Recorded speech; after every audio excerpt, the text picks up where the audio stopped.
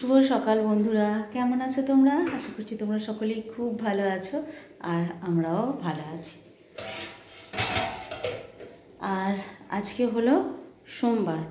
সোমবারে একটা পুজো করতে গিয়ে শিব ঠাকুরের মাথায় যদি একটা বেলপাতা না দিই, পুজো করে যেন মনে হয় শান্তি পেলাম না। কিন্তু আজকে কি হয়েছে জানো? আজকে ভুলেই গিয়েছিলাম যে আজকে সোমবার। আর ছেলেরও যে আজকে পরীক্ষা আছে সেটা তো তাহলে একদমই মাথা থেকে বেরিয়ে গেছে।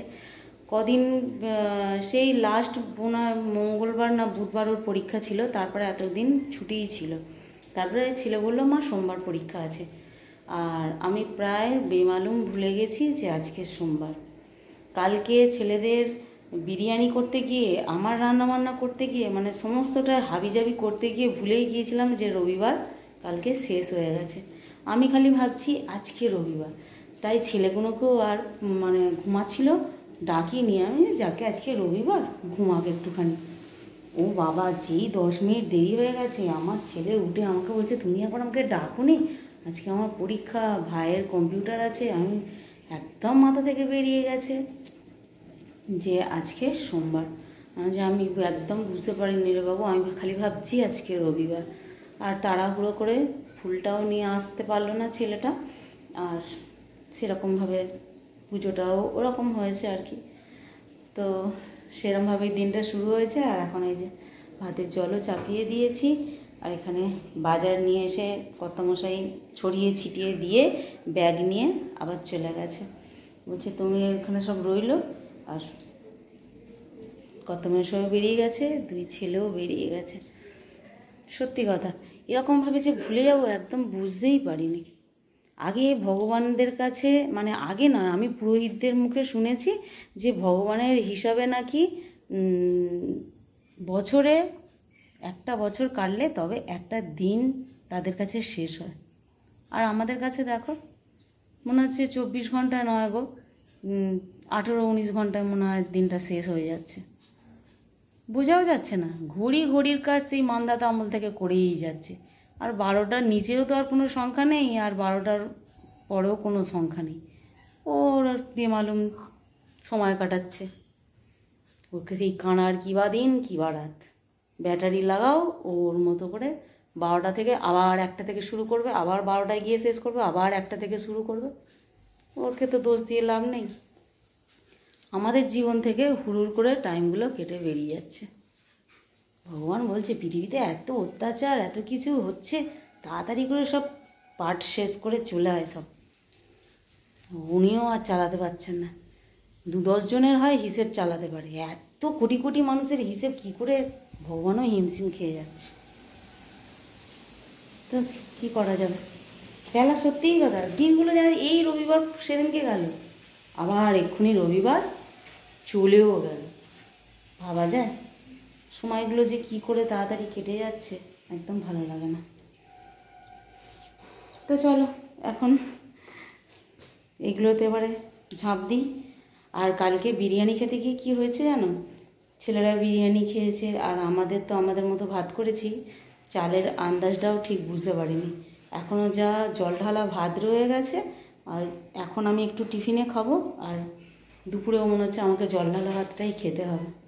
বুঝতে পারিনি গো, একদম দুজনের চাল অল্প করে নিতে গিয়ে একদম বেশিই হয়ে গেছে।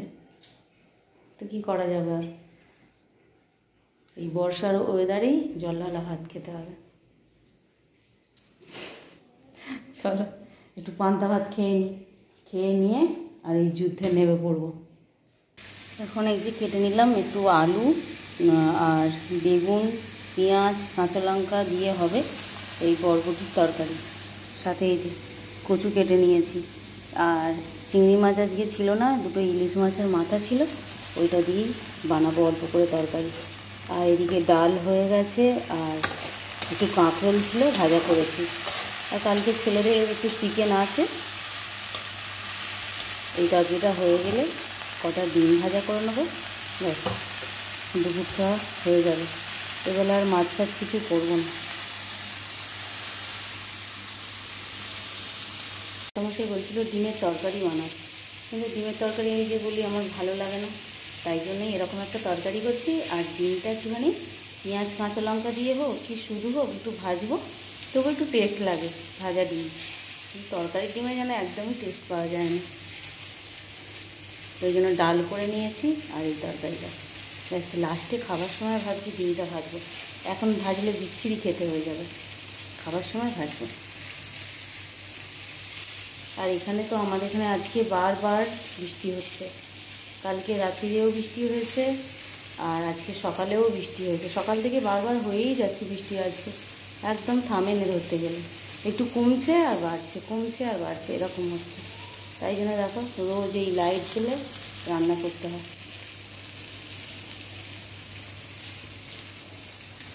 পুরো ঘরদ যেন হচ্ছে অন্ধকার হয়ে আছে। বাবু, বাবু আয়। আর এখন সন্ধ্যাবেলা চাটা খেয়ে রেডি হয়ে গেলাম। বড় ছেলের কেনাকাটা হয়েছিল আর ওর এখন পরীক্ষা চলছে, ও এখন পড়াশোনা করছে একটুখানি। আর এখন ছোট ছেলের জন্য কেনাকাটা করতে যাচ্ছি। ওকে বললাম যে বাবা আসুক, বাবার সঙ্গে যাবে। ওর না, তুমিও চলো, আমাকেও সাথে করে যেতে হবে। ওর বাবার তরফ থেকে একটা কিনে দিতে হবে এবং আমাকেও একটা কিনে দিতে হবে। আমি বলছি আমি কোত্থেকে পাবো? বলছে তুমি এখন রোজগার করো, তোমাকেও কিনে দিতে হবে। ঠিক আছে চলো, কিছুতেই ছাড়বে না, ওর বাবার তরফ থেকে একটা আর আমার তরফ থেকে একটা দিতেই হবে। তো চলো বন্ধুরা, এখন কখন ফিরবো সেটাও তো বলতে পারছি না, তাই জন্য ব্লগটা বাড়িতেই শেষ করে দিয়ে যাচ্ছি। তো চলো বন্ধুরা, আজকে ব্লগটা এই পর্যন্তই, পরের দিন আবার দেখা হবে, ততক্ষণ টাটা। আর যা যা কেনাকাটা করছি সব এক জায়গায় রাখছি, তোমাদের একদিন বসে সমস্ত কিছু দেখিয়ে দেবো, কী কী কিনলাম কি না কিনলাম, কার কার জন্য কিনলাম সেগুলো। আর কারোর সেরকম দেখতে পাবে না, মায়ের কিনে পাঠিয়ে দিয়েছি, বোনেরও কিনে দেওয়া হয়ে গেছে, আর শুধু আমাদের 4 জনের। তো চলো এখন কিনে এখানে নিয়ে চলে আসি। রাস্তায় তো একদম কি বলবো, এখন তো পুরো ভিড় এই সময়টা, আর এখন সবেই সন্ধে হয়েছে, 7:30 বাজে। এই সময় যাওয়া মানে প্রচুর ভিড়। তো চলো ঘুরে চলে আসি, ও তো ছাড়বে না, ওর আজকে পড়া নেই, তাই জন্য আজকেই যেতে হবে। চলো টাটা। আয় বাবু।